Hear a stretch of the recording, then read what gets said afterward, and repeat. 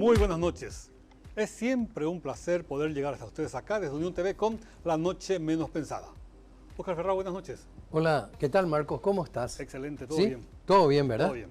Alegra. Rubén Ovalar, buenas noches. Muy buenas noches, mi querido Marcos. Hola, Óscar. Rubén. También el afectuoso y muy especial saludo a ustedes quienes en sus casas eligieron ver La Noche Menos Pensada hoy.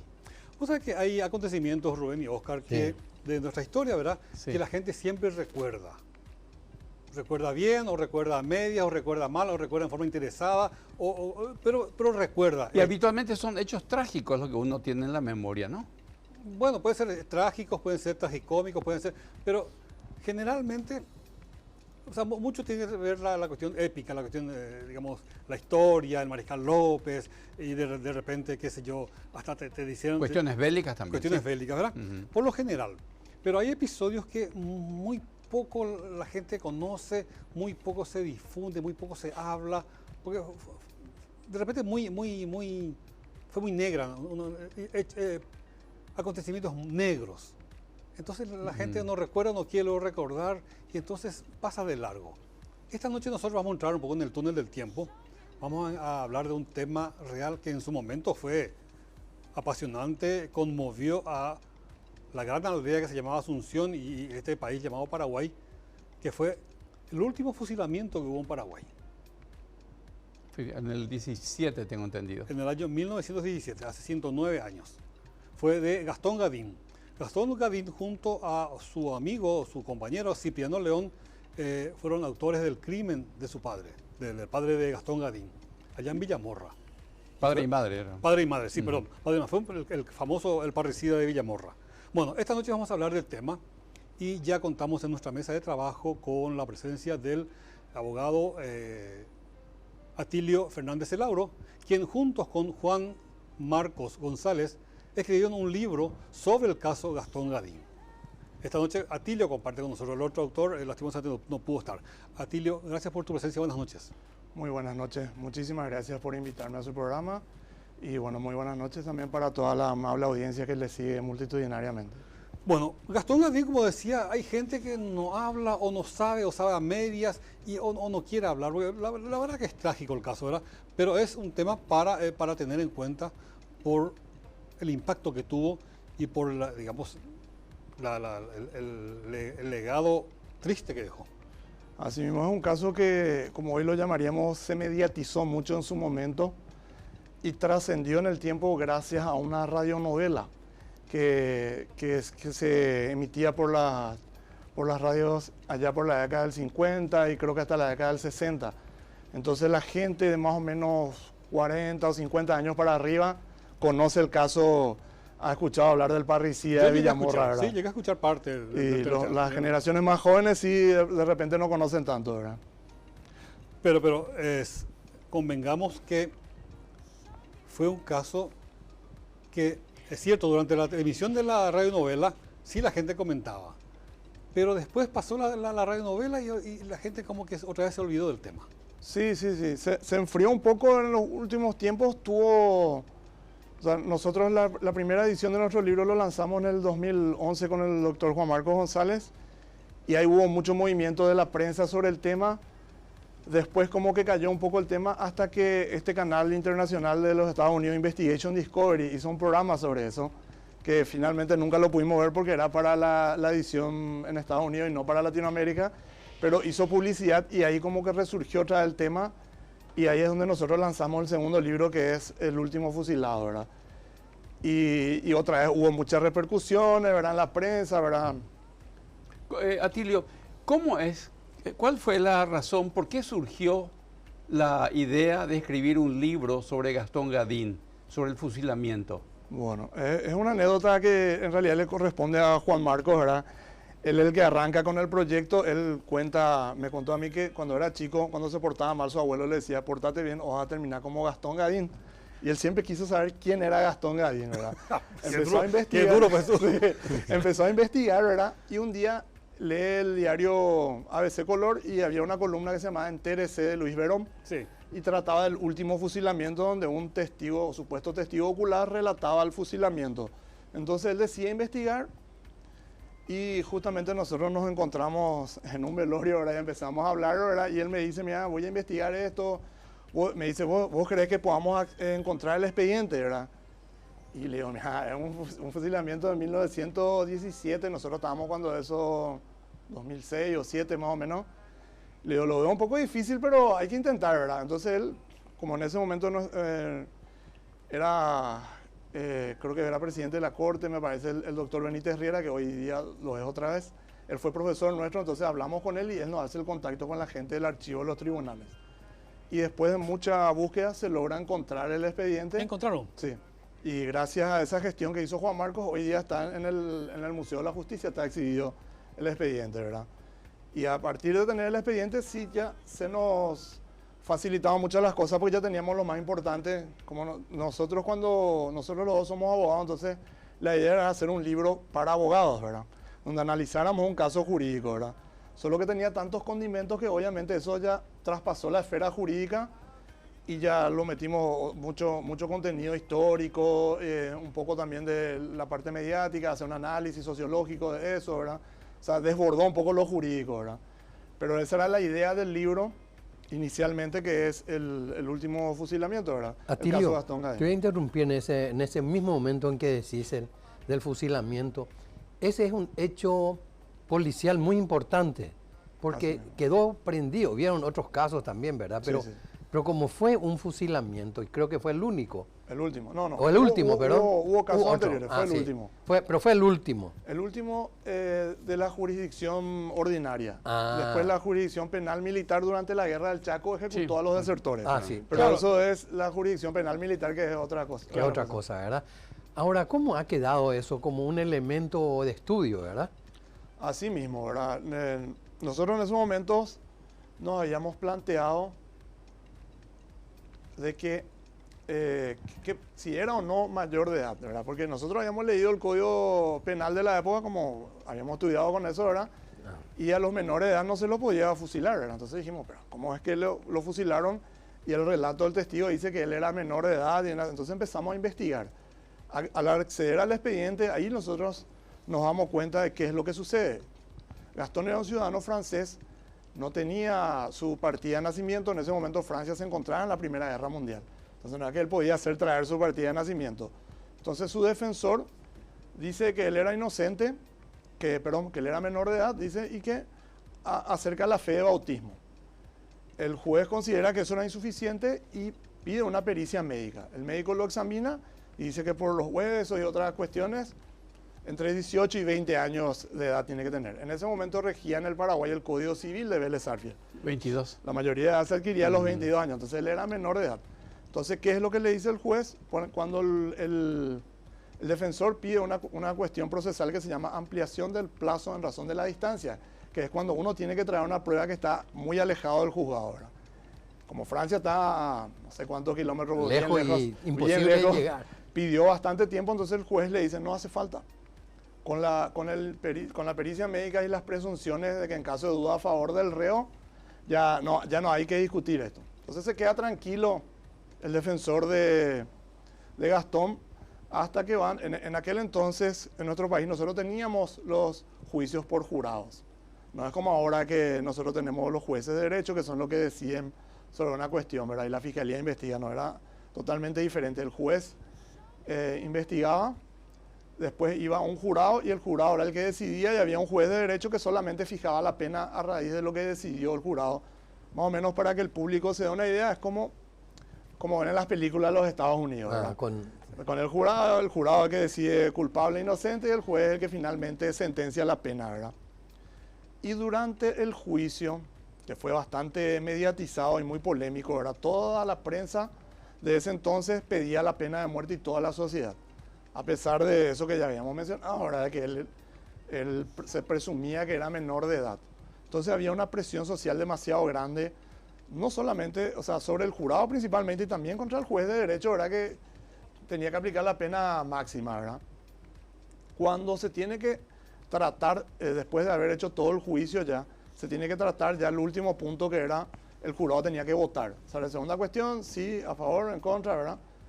Le van preguntando, una de las cuestiones que se debatió también, si era o no el hijo de don Lorenzo Gadín y de Emma Lacour. ¿Por qué era importante eso? Porque si no era el hijo y si era adoptado, No iba a ser parricidio. no iba a ser parricidio y evitaba la pena de muerte. ¿Verdad?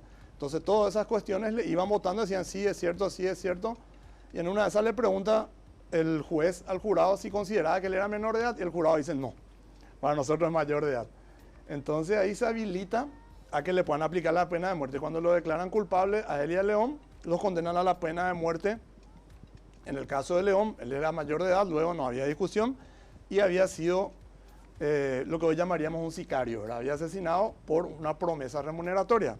Entonces no había discusión, digamos, en el caso de Gastón, él argumentaba que él era menor de edad, pero el juez aplicó la pena máxima de acuerdo a lo que decidió el jurado. Cuando la prensa de aquel entonces le cuestiona al defensor de reos pobres que le defendía a Gastón, ¿por qué no se opuso a esa pregunta? Si su defendido ya había demostrado que había una presunción de que él era menor de edad, el argumento que él dio fue que en ese momento él se había ido al baño y no escuchó la pregunta, ¿verdad? Se lavó las manos. Se lavó las manos. Atilio, sería bueno que conozcamos cómo se inició el caso de Gastón Gadín y Cipriano León. ¿Cómo comenzó todo eso? Bueno, el 26 de julio de 1915, en una quinta de la Villa Morra, se produce un horrendo crimen, ¿verdad? Y un posterior incendio, ¿verdad? Para que los televidentes se ubiquen más o menos dónde era la propiedad, porque hay mucha leyenda también sobre eso. Hay mucha gente que dice que era la casa cuna. No, no era la casa cuna, era la propiedad que estaba al lado de la casa cuna, donde hoy día, si no me falla la memoria, creo que una casa de cambio o un conservatorio, algo así, y era en forma de una L, media manzana y después 3 manzanas hacia atrás, incluyendo un canal de televisión famoso y una cooperativa muy conocida. Todo eso era propiedad de ellos. La familia Gadín se dedicaba al cultivo de naranjas, mandarinas, limones, ¿verdad? Amapolas, tenían varios cultivos, eran productores, llamémosle, ¿verdad? Tenían una situación económica o socioeconómica media alta, ¿verdad? Ellos se codeaban con la alta sociedad azucena, el padre era un prominente hombre de la masonería paraguaya, ¿verdad?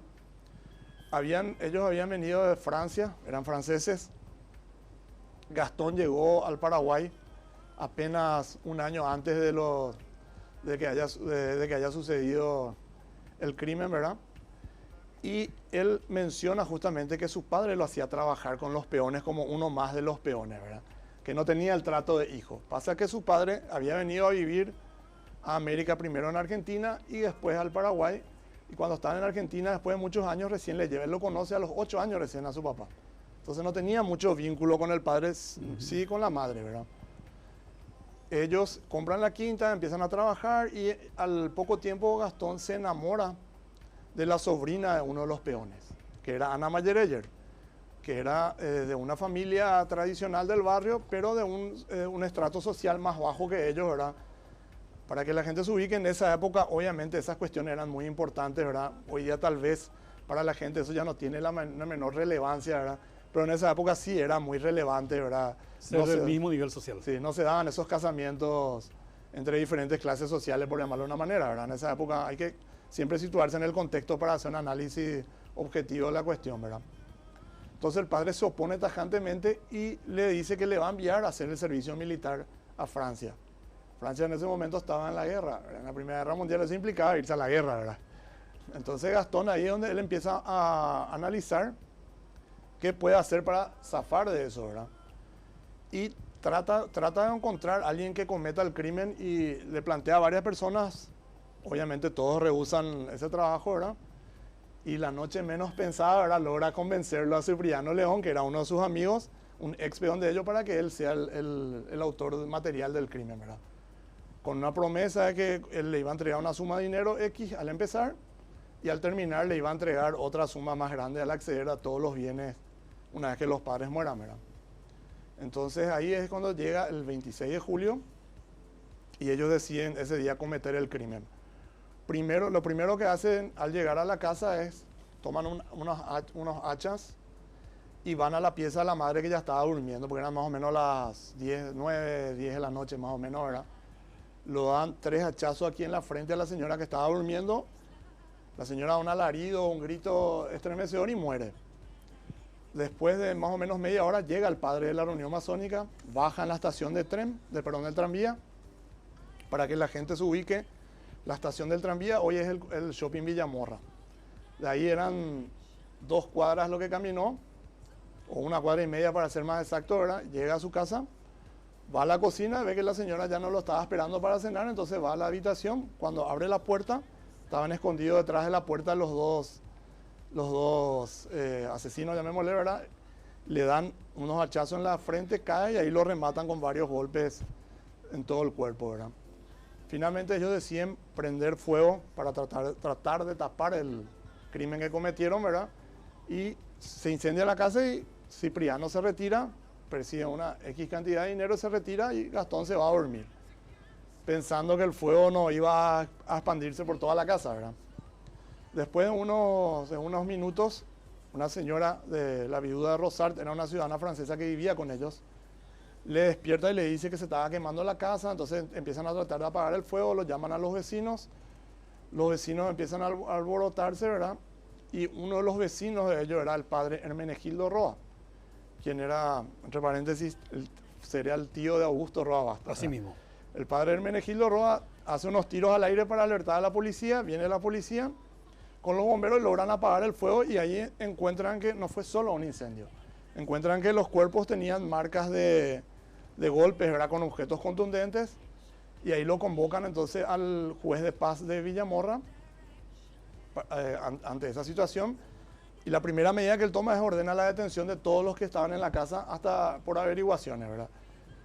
Le detienen a Gastón, le detienen a la señora Rosart, a los peones. Los peones en ese momento no se encontraban en la casa, se habían ido a dormir a su casa. A la mañana siguiente, cuando ellos llegan a la propiedad, son apresados. Y en el bolsillo de uno de ellos, de Carlos Mayereyer, encuentran una carta. En ese momento ellos, con el ajetreo que tenían de todo, no le dan mucha importancia a la carta. Lo guarda el comisario, lo guarda en un cajón y continúan las investigaciones. Empiezan a declarar todos los testigos, le llaman a declarar a Ana Mayereyer, que era la novia, nadie sabía nada, ¿verdad? Los peones mucho menos, ¿verdad? Hasta que después el comisario abre su cajón y empieza a leer la carta. ¿Qué es lo que decía esa carta tan importante, verdad? Era una respuesta de Ana Mayereyer a una carta anterior de Gastón. Obviamente la policía de la capital no pudo acceder a la carta original, pero sí a la respuesta que ella le da. En la respuesta ella le dice, entre otras cosas, que ella siempre lo iba a amar, así sea ladrón o asesino, y que espera que la Virgen de Cacupé lo ilumine para que no cometa la locura que quiere cometer. Entonces ahí la policía como se da cuenta de que obviamente él o fue el autor moral o es el autor material, ¿verdad? Entonces, ¿qué es lo que hace el comisario Cosme Manzoni, que era el jefe de investigaciones de la policía de la capital? Toma el tranvía y va hasta Villamorra y va al velorio. Y en pleno velorio lo llama debajo de un mango y lo empieza a interrogar a Gastón. Y utiliza, en ese entonces todavía no existía el polígrafo, pero sí tenían sus métodos ellos para saber que ya te tomaban las pulsaciones, ¿verdad? Y le empieza a tomar las pulsaciones mientras lo interroga y se da cuenta que él va subiendo las pulsaciones, que se va poniendo nervioso a medida que le va preguntando, ¿verdad? Llega hasta 145 pulsaciones, ¿verdad? Entonces ahí le tira la pregunta y le dice, ¿usted es el asesino de sus padres? Y le tira una mentira y le dice, nosotros tenemos la carta donde usted se incrimina, le dice, ¿verdad? Y su cómplice ya ha confesado. Entonces ahí Gastón se vuelve loco, ¿verdad? Y en vez de negar lo que él agarra, y dice, yo no niego que escribí la carta, dice. Yo escribí esa carta, pero lo hice en un momento de nervio, pues yo no tuve nada que ver. No, pero su cómplice ya confesó, le dice el policía. Entonces ahí él comete un error y dice, muerde el anzuelo y dice, no, este León es un mentiroso, él fue el que yo no tuve nada que ver. Y la policía no tenía ni idea de quién era León. Entonces ahí le apresan a él y empiezan a interrogar a los testigos, a los peones, quién era León. Y todos le dicen, sí, León es un ex compañero nuestro que hace 3 meses renunció y trabaja en una carnicería aquí a la vuelta de la familia Urbieta Peña. Entonces van hasta ahí. El mismo ritual, digamos, de tomarle las pulsaciones y le empiezan a hacer preguntas y finalmente le dicen que Gastón ya confesó y que usted es el autor del crimen y que usted robó todas las joyas de la familia. Y eso le ofende a León, que era una persona, dentro de todo, una persona honesta, ¿verdad? Y dice, no, que él no robó nada, ¿verdad? Pero que sí reconoce que él lo mató, ¿verdad? Y en eso la policía logra entonces, ¿cómo decir?, descifrar el crimen, ¿verdad? Y agarrar a los autores de tan deleznable crimen, ¿verdad? Tu relato es más apasionante que las radionovelas.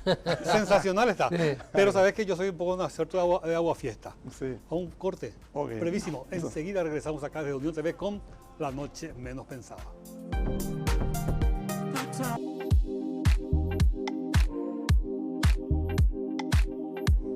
Seguimos acá en Unión TV con La Noche Menos Pensada. Llegamos hasta usted a través de los canales 17 en la grilla de Personal Flow, 23 en la grilla de Tigo, 28 en la grilla de Copaco TV e igualmente en nuestro sitio web www.uniontv.com.py. Esta noche nuestro invitado es el abogado Atilio Fernández Celauro. Él juntamente con Juan Marcos González escribieron ya hace más de 10 años un libro sobre el caso Gastón Adín, que fue reeditado y que fue inclusive modificado porque al principio ellos tenían la idea de hacer un aporte para sus colegas, pero luego agregaron más datos históricos y digamos es un material muy importante. Nos decías, Atilio, que consiguieron en el Poder Judicial ubicar el expediente, que ahora inclusive el público puede verlo en el Museo de la Justicia, en el famoso Museo del Terror del Palacio de Justicia. Pero aparte de ubicar el expediente, ¿qué otras fuentes de documentación tuvieron para, digamos, hacer la historia del caso? Sí, no, lo primero que conseguimos fue el expediente, que era lo más importante. Después fuimos a ver los diarios de la época.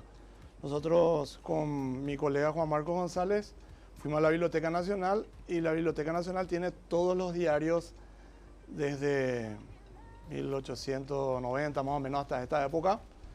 Y íbamos ojeando uno a uno todos los días, desde el crimen hasta el fusilamiento, y cada vez que encontramos una noticia, tomábamos una fotografía, porque lógicamente no se puede fotocopiar en expedientes tan antiguos, ¿verdad? Claro. Y íbamos investigando sobre eso. Después nosotros fuimos al cementerio de La Recoleta para ubicar la tumba de la familia Gadín. Logramos encontrarlo, de hecho en el libro está la fotografía de la lápida.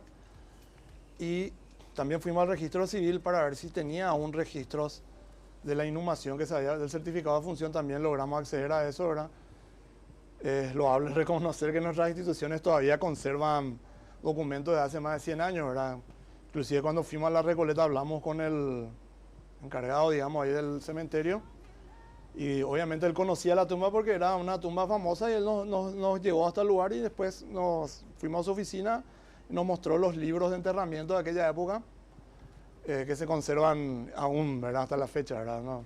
Lo cual nos sorprendió gratamente, ¿verdad? Porque nosotros al principio pensábamos que iba a ser muy difícil acceder a cualquier documentación, ¿verdad? ¿Quién era esa persona? Vito Vil, ¿no era? No recuerdo el nombre, no recuerdo. Era el encargado del cementerio. Te pregunto porque Sí. me toca un poco a mí porque era parte de ese barrio, ¿verdad? Ah, ya. Y entonces, y esa era como, qué sé yo, era una sorpresa que siempre se comentaba, siempre se Me comentaba. parece que ¿verdad? era sepulturero. También, ¿verdad? Puede ser. Después nos faltaba lo más difícil, que era conseguir el certificado de nacimiento de Gastón. Claro. Para demostrar que él era menor de edad. Allá nosotros nos dio una mano la Cancillería paraguaya. También queremos agradecer nosotros especialmente al arquitecto Bedoya, que fue el que nos hizo el contacto con la gente de la Embajada Paraguaya en Francia. Y ellos investigaron en el registro civil francés y por valija diplomática nos trajeron a nosotros el documento, o sea, la copia del documento original, ¿verdad?, en francés. Que certifica que era menor de edad. Que era menor de edad, ¿verdad? Y con eso nosotros logramos demostrar que el último fusilamiento judicial producido en el Paraguay fue ilegal porque se ejecutó a un menor de edad, ¿verdad? Que era el objetivo, digamos, del libro, ¿verdad? Ahora, un detalle, ya que estás hablando del tema de Gastón Adín, menor de edad. Ese caso ya estaba resuelto, entre comillas, ¿verdad? O sea, ya había Estaba una sentencia. sentenciado ya. Por la presión social, ¿verdad? La presión social. El juez sí decía que es menor de edad y no lo condenaba a muerte. Iba a ser Es lo que hoy día le llaman a algunos doctrinarios los juicios mediáticos. los juicios mediáticos. Donde la sentencia ya la dicta O los medios o la sociedad. o las dos cosas. Sí, Los medios- la presión, ¿eh? Sí, la presión social, hablando así, la presión social. Y Entonces hablando- el juez lo único que hace es aplica lo que ya el populacho decidió, digamos, ¿verdad? Claro. Hablando un poco sobre eso, sobre la presión social, aún hoy existe un problema con las cuestiones de la muerte, ¿verdad? Ajá. Del fusilamiento o de las otras formas. de ciertos reos. En nuestro país no existe esa La pena de muerte. esa pena de muerte que estábamos conversando antes. Sí. Pero ¿cuál es hoy en día el pensamiento? ¿Cómo está eso, verdad? Hay gente, porque yo he visto que hay gente que quieren la pena de muerte, ¿verdad? Ante hechos que son gravísimos, ¿verdad? La Constitución Nacional de 1992 abolió la pena de muerte y Paraguay ratificó el Pacto de San José de Costa Rica, ¿verdad? Que fue una de las primeras leyes que se ratificaron, perdón, de los tratados que se ratificaron a la caída del dictador Stroessner, ¿verdad? Sí.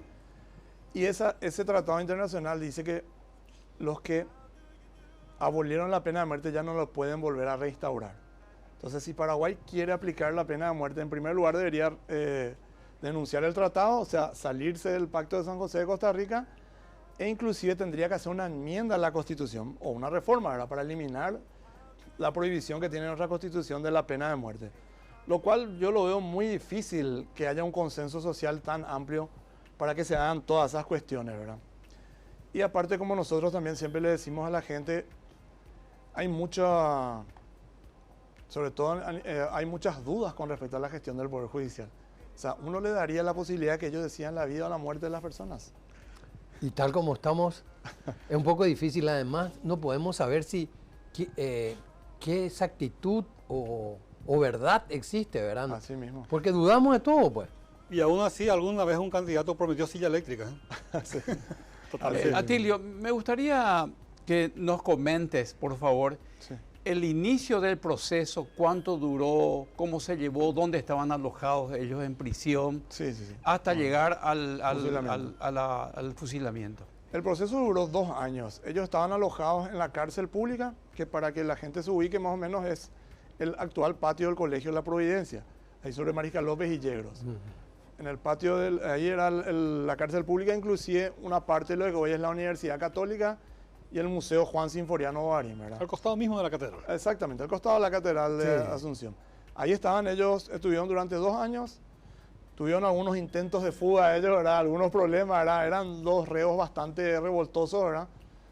Hasta que el 1 de diciembre del año 1917, después de 2 años de proceso, fueron fusilados. Pero antes quiero volver al proceso como fue, ¿verdad? Sí. El proceso en aquel entonces se regía por el Código Penal de Teodosio González de 1910. Había una primera etapa, que era la etapa, lo que hoy llamaríamos la investigativa, ¿verdad?, que era secreto. La etapa sumarial, que era secreto, nadie podía acceder a las partes, a las actuaciones de las partes en el expediente, más que las partes que estaban ahí, o la prensa no podía acceder a lo que sucedía. Después viene la parte plenaria, donde sí ya era el juicio oral y público, como les había mencionado hace rato, ¿verdad?, como en los Estados Unidos, ¿verdad? En ese juicio, el jurado finalmente decide a ellos encontrarlos culpables, y el juez, que era de apellidos Isasi, decide finalmente condenarlos a la pena capital a ambos, ¿verdad? Ellos apelan eso, el Tribunal de Apelaciones confirma la sentencia. Como la aplicación de la pena de muerte implica la aplicación automática, va al Tribunal Superior de Justicia, que era lo que hoy sería la Corte Suprema de Justicia. Perdón, una pequeña pregunta, Atilio, Sí. allí. ¿La decisión del jurado es vinculante o no vinculante con la decisión del juez? ¿Es así? Sí, es vinculante. El juez solamente aplica la pena ya. No puede cambiar lo que dice el jurado. El jurado es el que define. Sí. El jurado define si es culpable o O no. inocente. Claro. Y después aplica la pena. Eso es lo único que hace el juez, aplicar la pena. Va al Tribunal de Apelaciones, confirma la pena, entonces automáticamente eso va al Tribunal Superior de Justicia. Ahí lo recusan a 2 miembros naturales del tribunal e integran con 2 camaristas. Y el único miembro del tribunal, nato, digamos, que era el doctor Pedro Bobadilla, él es el preopinante. Y él vota por la anulación del juicio, justamente basándose en que él era menor de edad y que se violó el principio del derecho penal, que es en caso de duda a favor del reo, indubio pro reo, ¿verdad? Porque habiendo dudas tenía que haberse aplicado a favor y no en contra de la duda, ¿verdad? Sin embargo, los otros 2 camaristas votan en contra, en disidencia de él, y confirman la pena de muerte. Ahí, ¿qué es lo que pasa? El expediente va al presidente de la República, que en ese entonces era Manuel Franco. El presidente tenía unos días para ver si Indulto. le indultaba o no al preso, ¿verdad? Y ahí iban a lo que famoso se dice la capilla, que es el tiempo que ellos están aguardando la pena de muerte, ¿verdad? Ellos están en capilla, reciben a sus familiares, amigos, ¿verdad? Que van a darle las últimas fuerzas antes de eso. Y finalmente el presidente Manuel Franco no se expide, ni a favor ni en contra, sino deja vencer el plazo. Entonces el 1 de diciembre, a las 17 horas del año 1917, se lo fusila con un pelotón de 16 guardiacárceles comandados por el teniente Alcaraz, que como en las películas, ¿verdad? El famoso preparen armas, apunten, ¿verdad? Y finalmente fuego y disparan ahí, ¿verdad? ¿Los dos juntos? Sí, a los dos se lo fusilaron en simultáneo. Gastón se rompe la remera, la camisa, perdón, y grita unos improperios, ¿verdad? A los fusileros, ¿verdad? Y finalmente el teniente Alcaraz le da el tiro de gracia, que es porque ellos no habían muerto con el fusilamiento, le da el tiro de gracia y ellos mueren ahí, efectivamente. ¿Dónde se los entierra? También hay muchas leyendas sobre eso. Perdón, antes de seguir, ¿hubo afluencia de público? ¿Fue publicitado eso? ¿La entrada era libre? La entrada era con unas invitaciones que hoy lo llamaríamos VIP, ¿verdad? Solo algunos podían ingresar. Estaba abarrotado de gente, de invitados especiales. La entrada al fusilamiento. Sí, porque fue en el patio de la cárcel. Entonces se hizo como una tarima, como digamos el palco de honor, era para los invitados especiales, y se le trajo a todos los presos para que ellos vean. Y en el libro van a ver las fotografías, van a reconocer lo que hoy es la comandancia de la policía. Esas plazas que están ahí estaban llenos de gente, que fue por lo menos para escuchar y verle cuando le bajaban del vehículo. De hecho, hay una imagen cuando bajan del móvil policial, parecían dos rockstars, ¿verdad? Como la gente quería verlo, quería, no sé, tocarlo, ¿verdad? Los célebres asesinos, ¿verdad? Y fue un acontecimiento bastante importante, inclusive prensa de otros países vinieron. Vinieron de la Argentina y de otros países más que cubrieron el evento. Imaginémonos hace 109 años lo que era Asunción, una aldea grande. Y por supuesto un caso como este tenía una conmoción. Así mismo. Atilio, el caso de Gastón y el caso de Cipriano, previo al fusilamiento, ¿tuvieron acceso a sacerdotes para sí. su confesión previa? ¿Qué se sabe de eso? Sí, el padre Mena Porta, que después sería arzobispo, es el que va a darle la última unción, llamémosle, ¿verdad? Sí. La última confesión, ellos le dan la comunión, ¿verdad? Y le da ánimo, ¿verdad? Le dice ánimo, coraje, fuerza, le dice, ¿verdad? Y cuando van caminando ellos al cadalso, digamos, ¿verdad? ¿No hay información sobre lo que pudieron haberle manifestado a Mena Porta? No, dice ¿Arrepentimiento? que no. Cipriano sí pidió disculpas, inclusive antes de que se lo fusile, se le dio la posibilidad de hablar, pidió disculpas al pueblo paraguayo, pidió que por favor no se olviden él tenía una hija muy chica, de su familia, ¿verdad? Y que le ayuden, porque ellos no eran de una condición social muy humilde. Le pedía disculpas a todos y como era lo único que él tenía, le entrega una cajetilla de cigarrillos a su defensor público y lo agradece por los servicios jurídicos que le había prestado de intentar defenderlo, ¿verdad? Durante el proceso penal. ¿Y esa manifestación se hacía en público en el cadalso o antes del fusilamiento? Ya con el pelotón formado. Lo que estás relatando parece como que mirando a otro lado, ¿verdad? Un tipo, era el sicario, ¿verdad? Pero un tipo que hace de la pobreza un elemento mientras toda la sociedad estaba a favor del fusilamiento. Así mismo, lo que es un poco paradigmático es que los sentimientos del pueblo paraguayo eran, todos pedían la pena de muerte, pero nadie se ensañó con la familia, sino todo lo contrario, se hizo una colecta para ayudarle a la familia de Cipriano que quedaron sin el padre. Qué notable eso, ¿eh? Eso fue algo que a nosotros nos llamó mucho la atención, ¿verdad? Como supieron separar las cuestiones, ¿verdad? Que un error gravísimo cometió el padre. Sí. No habría por qué condenarlo ni a la viuda ni a la hija, ¿verdad? Claro. Lo que sorprendente es, por un lado, lo que cuenta Atilio, en el sentido que la sociedad ya lo había condenado mucho antes del fusilamiento. Pero sin embargo, el día del fusilamiento, la gente se iba a verlo masivamente y lo querían inclusive tocar y cosas por el estilo. Sí. Parecía contradictorio. Es una cosa contradictoria, pero pasa que, como usted lo dijo, en esa época no había grandes eventos en Asunción. De hecho, había un bando policial que legislaba los espectáculos públicos. por ejemplo, circo, esto, y uno de los que incluía eran velorios. O sea, imagínense que no Ya, había you know. como espectáculo público en el bando policial. Atilio, ¿era la usanza en aquella época tener velatorios? ¿Hubo un velorio en el caso de Gastón Gadín o Cipriano León? No. A ellos lo llevaron en un móvil policial directo Una vez fusilados. una vez fusilados y Hacia Canal previos 9. trámites al lugar donde ellos fueron enterrados, que es que en ese entonces era el cementerio del Mangrullo. Para la gente que no lo conoce y tal vez va a caminar ahí, es el Parque Carlos Antonio López. Sí, ¿verdad? al lado de Canal 9. Al lado de ¿verdad? Canal 9, exactamente. Y Cipriano León también fue ahí enterrado. Los dos. Hay una leyenda que dice que no le dejaron a ellos ser enterrados y que los enterraron en la vereda. Eso es mentira. El sepulturero no dio cumplimiento a enterrarlo porque no le trajeron el certificado de función. Por eso nada más.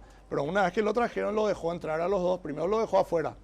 Le dejó entrar y ahí le entierran. De hecho, nosotros en el libro tenemos la fotografía de la tumba de ellos, ¿verdad? Está la fotografía y estaba al lado del teniente Rogelio Godoy, que también había sido fusilado por un crimen que no tiene nada que ver con este caso, ¿verdad? Unos años antes, ¿verdad? Atilio, ¿qué pasó de Ana Mayereyer, la que era amante o novia de Gastón Gadín?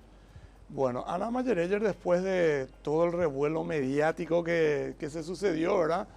Ella tuvo que salir del país, se fue a vivir a Buenos Aires, vivió muchos años. Después, según las investigaciones que nosotros hicimos, que contactamos inclusive con algunos que eran parientes, ella vuelve ya después, una vez que las aguas se aquietaron, ¿verdad?, al Paraguay, y de hecho hay gente que desciende de ella, ¿verdad?, en el Paraguay, ¿verdad? Es lo que nosotros pudimos investigar. No fue objeto de veneración, así como el caso de la crucecita de Sajonia y otros casos de... nada. No se dio ningún fenómeno de religiosidad popular en el caso de ellos, Ya. de la familia Gadín, ni mucho menos de los asesinos, ¿verdad? ¿Cómo se comportaron los medios en aquella época, después del 17, una vez que se ejecutaron las sentencias de fusilamiento? ¿Hubo repercusión? Le dieron un destaque, pero de primer nivel, como se dice, Sí. en la tapa de todos los diarios más importantes de esa época eran El Liberal. La Tribuna, supongo La que existía. Tribuna. No, No, la tribuna es de 1925. La tribuna vino mucho 25 después. Pero Después no, recién. existía Ah. otro que se llamaba La Tribuna. Otro periódico, Pero no era de otro los periódico. Share. Sí. El Liberal sí. No, se llama El Liberal. El Había Liberal. otro diario que se llama La Tribuna que después desaparece y es refundado en 1925 por Share. Por ser, Share, ah, sí, Pero este era de otro dueño. Y después Sí. había un diario que se llamaba El Orden, el orden. El que orden. era el más, como diríamos hoy día, sensacionalista. Amarillo. El más amarillo, el más sensacionalista, ¿verdad? Y radioemisoras no existían en esa No, época. todavía. La década del 20 recién aparecen. Ajá. Acá en Paraguay. Pero tenemos un corte. De Ok. vuelta. Pero enseguida regresamos con más detalles de Gastón Gadín acá en La Noche Menos Pensada.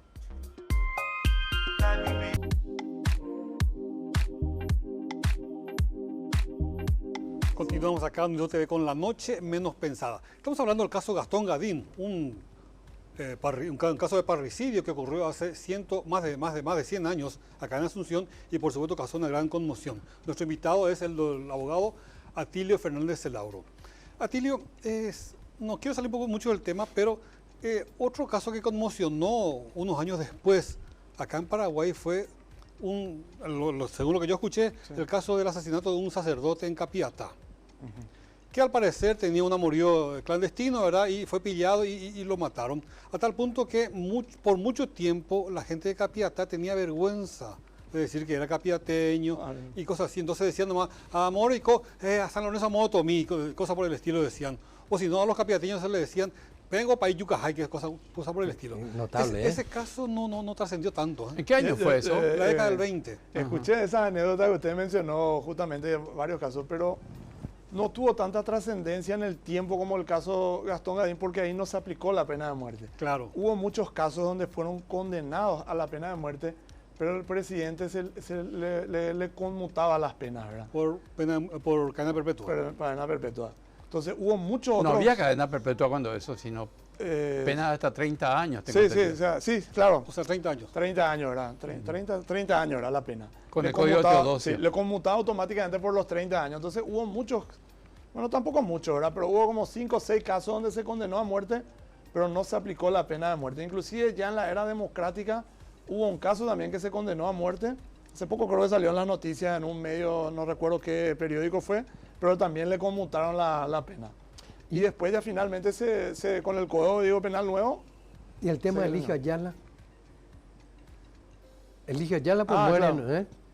El caso de El Eligio tema es Ayala. que su asesino murió con él. Que murió con él, pues. Claro. Sí. Entonces no se hubo puede- juicio, no no, puede haber hubo juicio. proceso. Atilio, el código de Teodosio González comienza a regir desde 1910, tengo entendido. Sí. ¿Cuál era el código penal que ¿Procesal penal? utilizaba Paraguay previo al código de El Teodosio? de Carlos Tejedor, que era un jurista argentino Ah, que ya. había hecho un código penal para Para la la provincia de Buenos Claro, Aires. y eso se Y adoptó. ese se acá. adoptó. Que tenía pena de muerte también. Sí, también. Ajá. También. De hecho, con el código de Carlos Tejedor se aplicaban algunos casos de pena de muerte en el Paraguay.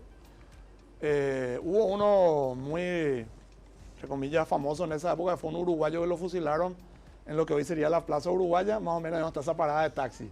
En esa esquina lo fusilan a él, creo que era Tamborini, algo así, el apellido del uruguayo, no recuerdo bien. Y hubo otros casos más, ¿verdad? Paraguay nunca fue muy, ¿cómo decirlo?, muy amigo de aplicar la pena de muerte, ¿verdad? Son contados con los dedos los casos, ¿verdad? Muy pocos son, ¿eh? Sí, en 200 Sí. años de vida independiente tenemos, no llegará ni a 15. Atilio, los casos. ¿los lugares que se utilizaban para el fusilamiento eran únicos o variaban? No, variaban. Por lo menos lo que nosotros encontramos, por ejemplo, al teniente Rogelio Godoy lo fusilan en los bajos del Cabildo, ¿verdad? Detrás de lo que hoy es el Centro Cultural del Cabildo, ¿verdad? Sí. Pero en el lado de la Chacarita, por llamarlo de una manera, ahí lo fusilan a él. En el caso de Gastón Gadín y Cipriano León lo fusilan en el patio de la cárcel pública, que como ya había Que está ahí mencionado... cerca también. Sí, que como ya hemos mencionado, después hubo el caso del uruguayo, fue en lo que hoy sería la Plaza Uruguaya, y así iba variando. La mayoría de las veces era en la prisión, ¿verdad? Para que los reos vean, Y que, como que ejemplo. sientan una, ahí se un sientan ejemplo. presionados, ¿verdad? Atilio, el juez le comunica a la policía en ese momento de que tiene que ejecutarse el veredicto, la Así decisión judicial. Pero los fusileros eran guardiacárceles. Guardiacárceles. ¿Cómo se conjuga ahí? Le informa a la policía que debe cumplirse y son los guardiacárceles los que fusilan. Se constituye el secretario del juez, así era el procedimiento. El secretario del juez venía, traía el expediente, leía íntegramente la sentencia y ahí le daba la palabra para qué querían decir los reos como últimas palabras, ¿verdad? Antes del fusilamiento. Después entonces le ordenaba al comandante de los fusileros, que en este caso era el teniente Alcaraz, ¿verdad? Para que forme a los... Por lo visto, en aquella época los guardiacárceles tenían armas, ¿verdad? Porque hoy día ellos creo que claro. no tienen armas, ¿verdad? Sí. Pero en esa época eran militares los guardiacárceles, ¿verdad? No Agustín, eran... yo te quiero hacer una pregunta, porque recién comentaste que se arrepintió el otro, ¿verdad? Cipriano. Y con Gastón Gadín, ¿qué pasó? Gastón nunca mostró arrepentimiento, al contrario, siempre mostró soberbia. Hasta el último minuto él se negó a pedir disculpas y a arrepentirse. Eso sí, él negaba ser el autor de la muerte de su madre, moral, ¿verdad? Él decía que eso fue algo que Cipriano nomás hizo, llamémosle de oficio, ¿verdad? Y que él solamente lo contrató para matarle a su padre, ¿verdad? Y Cipriano negaba y decía que no, que a él lo contrataban para matarle a los dos, ¿verdad? Claro. Que de hecho lo mató frente a Gastón y que Gastón jamás lo reclamó nada en ese momento cuando él le mata a la madre, ¿verdad? Una pregunta, Atilio. Sí. Habitualmente lo que se conoce es que cuando se conforma un pelotón de fusilamiento, a uno de los fusileros se le da una bala de fogueo, justamente para que no se sienta culpable de la muerte. ¿Eso se aplicaba acá en Paraguay? Y por lo menos Que se nosotros sepa, no encontramos ninguna mención a eso, ¿verdad? Ujú. Sí, inclusive sabemos que, porque hay fotografías que de hecho están en el libro, que ellos no mueren de las balas de los fusileros, Claro, sino claro. que quedan Pero- inconscientes y el teniente Alcaraz es el que asume la responsabilidad del tiro de gracia. ¿Y sí, Pero perdón. volviendo un poco atrás nomás, algo que Sí. porque es digno de estudio, ¿verdad? Lo que el tipo sentía por su padre, Así un mismo. odio, Así ¿verdad? Tiene que ser eso, ¿verdad?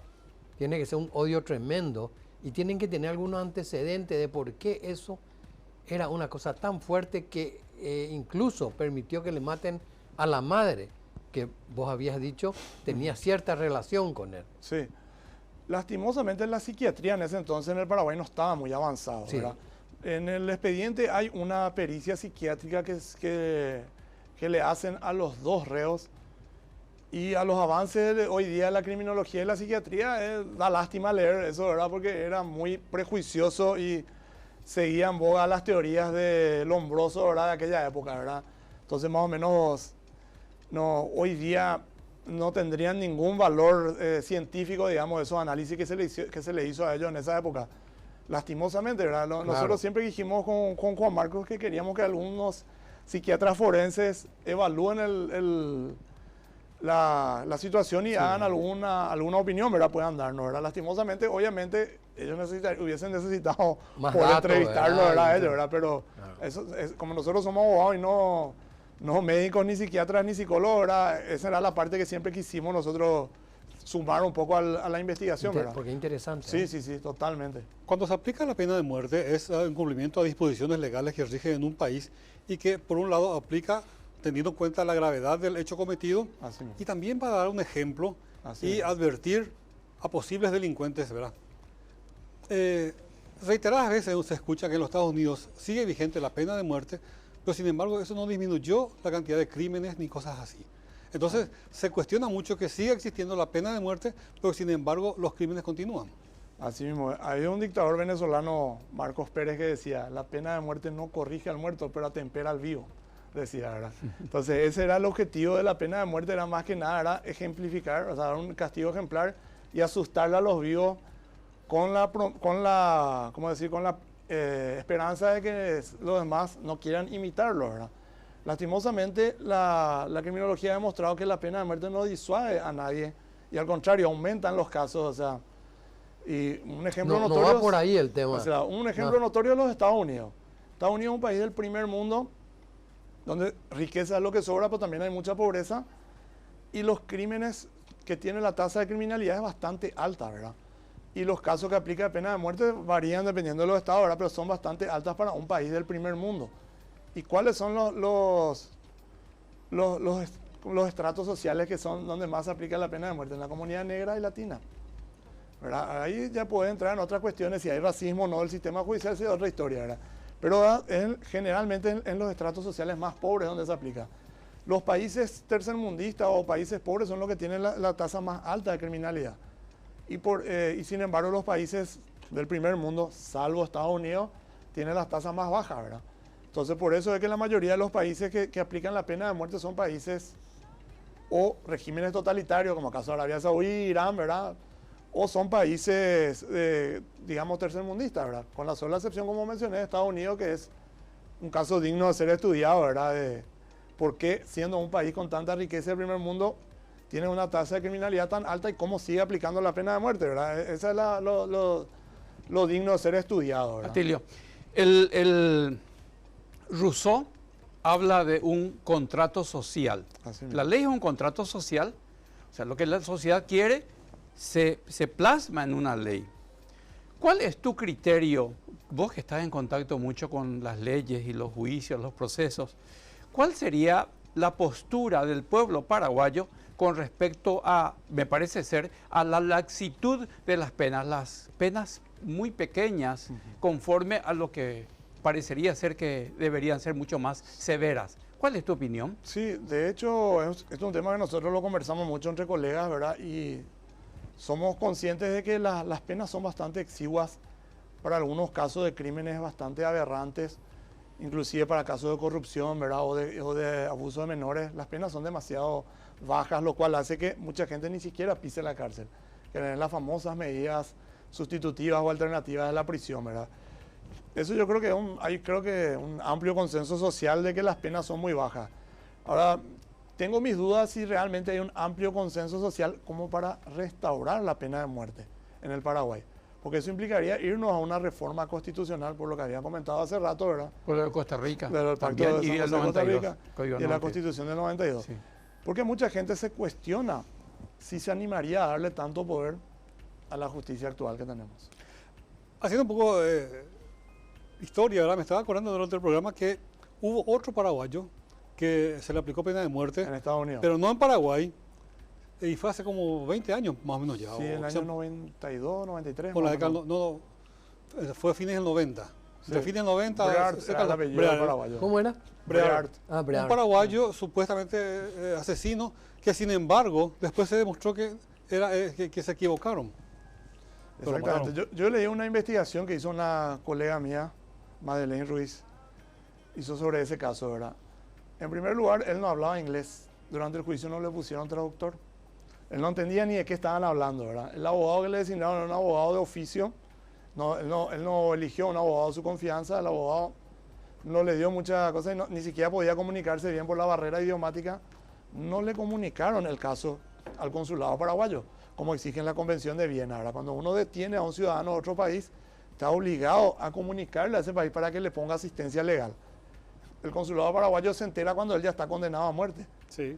Y inclusive, aparentemente, por lo que leí en esta investigación que les mencioné, ¿verdad? Este ciudadano tenía problemas psiquiátricos. O sea, ni siquiera se pudo Hubo saber muchas que... irregularidades en ese caso. Sí, sí, sí. Demasiadas, Totalmente. demasiadas. Y es inconcebible en un país como Estados Unidos. Así mismo. No, yo creo entender por algunas cosas. Es muy fuerte ahí lo que llamamos una cuestión racial, Sí. ¿verdad? Sí, si es un norteamericano, rubio, ojos azules, Caucásico, como le dicen. caucásico, ellos, como le dicen, el tema es diferente. Pero si sale un latinoamericano, un mexicano o qué sé yo ahí, se le caen con todo, ¿verdad? O que Así sea mismo. negro, por Así ejemplo, o mismo. asiático, ¿verdad? Y eso es un problema de racismo grave que Estados Unidos lleva desde hace muchísimo, aunque han peleado mucho también contra eso muchas organizaciones, Totalmente. sin embargo, no han logrado. El radical, el racismo. Eso. Atilio, Radical. parecería ser que acá en Paraguay, bueno, o seguramente en otros países también se le da mucha importancia a la forma más que en el fondo. Sí, Tal es así que hay las famosas chicanas sí. que hacen que los juicios se dilaten. Sabemos, un caso típico de 20 años atrás y no hay juicio oral todavía. Entonces, algo yo creo que tendría que, no está funcionando, pues no puede ser que la forma prevalezca sobre el problema de fondo.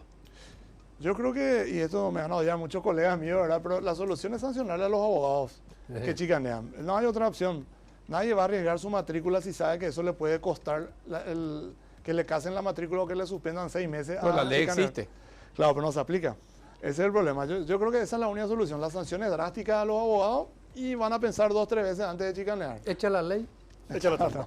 Nuestro invitado esta noche, Atilio Fernández El Lauro, juntamente con Juan Marcos González, son los autores del libro sobre el caso Gastón Gadín, que se publicó hace más de 10 años la primera edición, luego apareció una segunda edición y luego varias reediciones.